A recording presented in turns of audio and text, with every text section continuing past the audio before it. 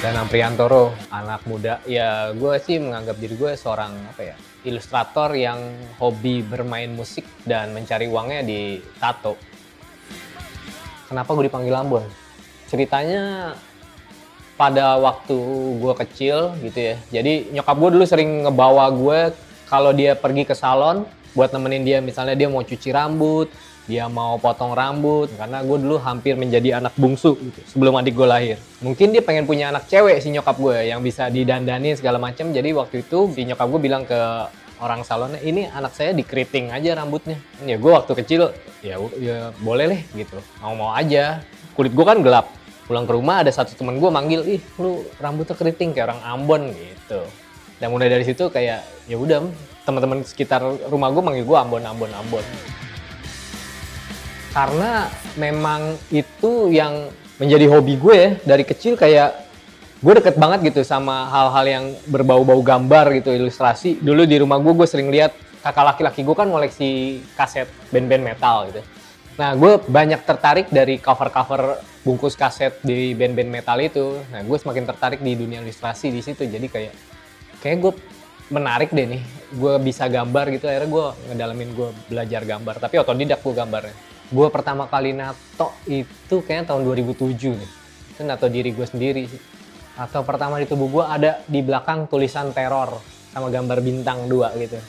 Artisnya namanya Kelly. Lalu favorit gue di tubuh gue ada nih, satu ini gambar dari ilustrator favorit gue nih, si Pushhead. Gue suka banget ini yang nato, namanya Bobby. Sampai sekarang masih jadi tato favorit gue. Kalau ilustrator favorit gue sampai sekarang masih terpaku sama si Pushhead itu ya. Kalau tato artis, maksudnya gue dari zaman ke zaman pasti berubah-ubah karena banyak tato artis yang tadinya gue nggak tahu terus muncul, kayak sekarang ada tato artis ini, wah desain tatonya menarik, terus nanti ketemu lagi siapa, wah ini menarik, jadi kayak memacu gue gitu loh.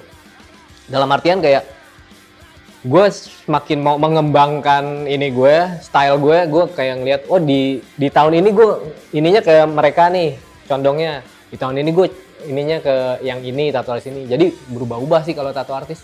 Gaya gambar dan tato gue lebih ke sesuatu yang simple, gelap, nggak ada maknanya.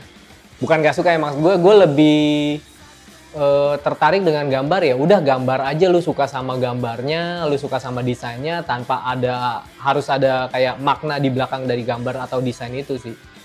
Menurut gue tato ada maknanya bagus, oke. Tapi bukan berarti tato yang nggak ada arti atau nggak ada maknanya itu tato yang jelek. Selama lu suka sama gambar dan desainnya, mah menurut gua oke-oke aja.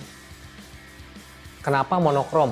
Itu lebih ke ini sih, suatu yang simple dan gua nggak harus capek nyiapin banyak warna, tinta segala macem, dan gua nggak harus mikirin ini cocoknya digabungin warnanya apa aja, ini ketemu warna ini dan itu. Lebih ke situ sih, gue kayak lebih simpel aja, udah hitam dan putih aja.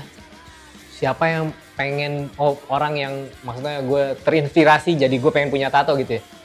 Gue waktu itu jadi ngelihat cover kasetnya si Guns N' Roses, terus gue lihat personil-personilnya, kayak gue ngeliat Axl Rose di situ, kayak jadi ini orang keren banget ya gitu.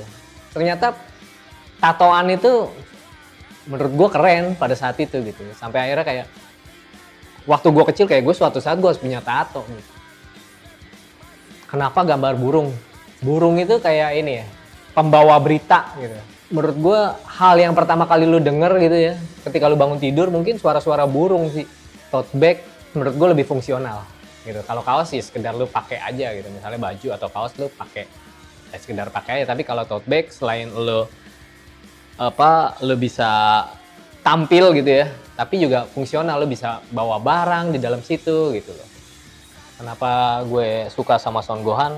Menurut gue kayak Son Gohan itu kan sebenarnya dia ini ya, manusia super gitu, tapi dia lebih memilih untuk meninggalkan dunia kesuperannya dia lebih memilih untuk menjadi manusia biasa, menjalankan hidupnya sehari-hari. Dia sekolah, dia akhirnya menikah dan berkeluarga, dan dia memilih untuk gue lebih baik nggak berperang gitu, pengen jadi manusia biasa aja gitu, sampai suatu saat kan dia jadi kayak pembela kebenaran, tapi itu pun dia kayak menyembunyikan identitasnya gitu, dia tetap pengen jadi gue Gohan manusia biasa aja, bukan manusia super. Kegiatan gue sehari-hari ya gue dari bangun tidur sampai gue mau tidur nanti ya gue berinteraksi sama kucing gue aja sih. Gue itu hal yang ngelepas segala sesuatu yang gue rasain hari-hari deh. Kayak gue ketemu kucing gue nanti gue lepas aja semua, hilang aja gitu. Jadi menurut gue kucing-kucing gue itu ini banget ke gue gitu, bondingnya udah kencang banget. Makanya gue seneng untuk bermain-main sama kucing-kucing gue di rumah.